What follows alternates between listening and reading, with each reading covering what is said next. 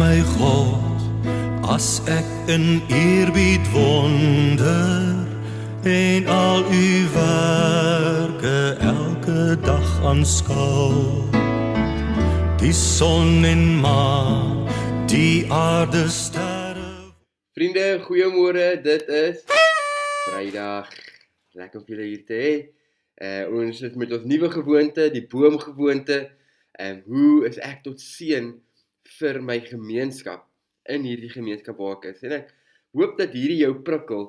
En ek weet nie of julle agterkom, maar hierdie hele disippelskap-reeks sit die vergrootglas oor hoe ek as disipel, 'n volgeling van Jesus, funksioneer in hierdie dag waarin ons lewe.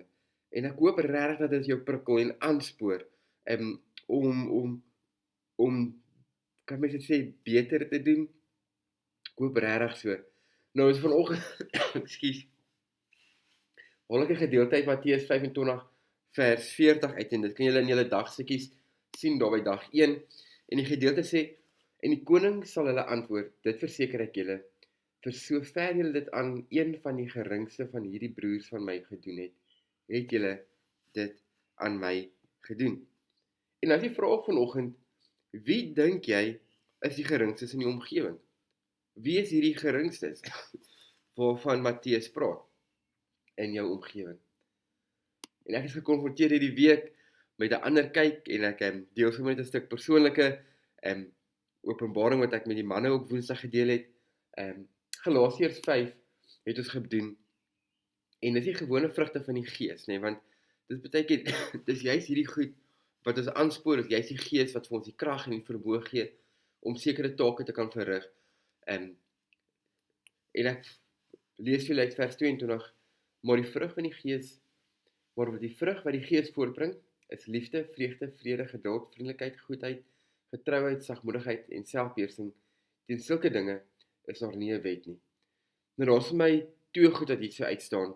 Spesifiek wanneer ons besig is om 'n disipel van die Here te wees, wanneer ons sy werk doen, wanneer ons sy koninkryk bou, wanneer ons hier en nou lewe, is daar iets wat vir my hier uitstaan in hierdie Galasiërs. Nommer 1, daai heel eerste gedeelte, maar die vrug van die Gees.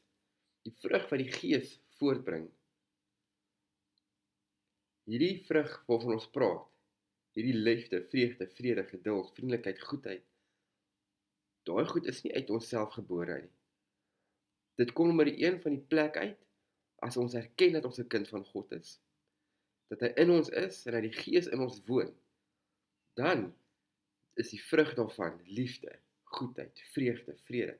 En hoor my mooi vanoggend, dit is nie inspanning nie.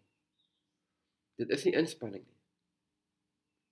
Want die vrug wat die Gees voortbring, is al hierdie goed. Dit is nie inspanning nie. Dan die tweede ding, hier aan die einde, staan ons so, teen sulke dinge is daar nie 'n wet nie.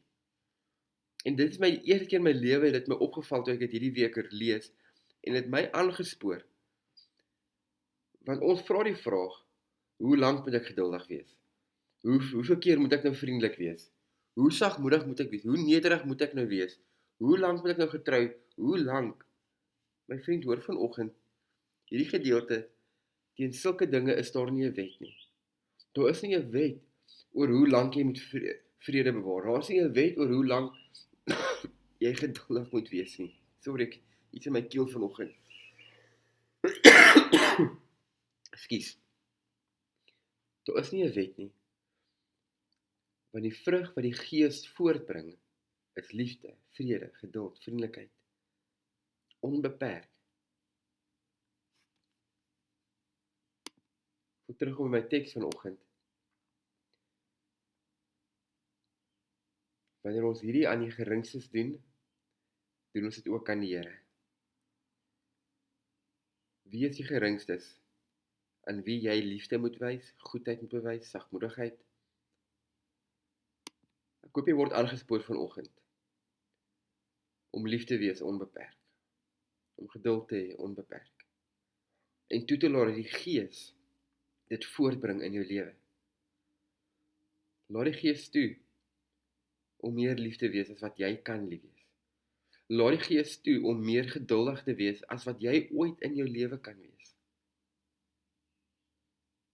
Mag jy vanoggend die koninkryk van Jesus bou. Hoop jy het 'n heerlike Vrydag. Ons sien mekaar weer Maandag. Lekker dag.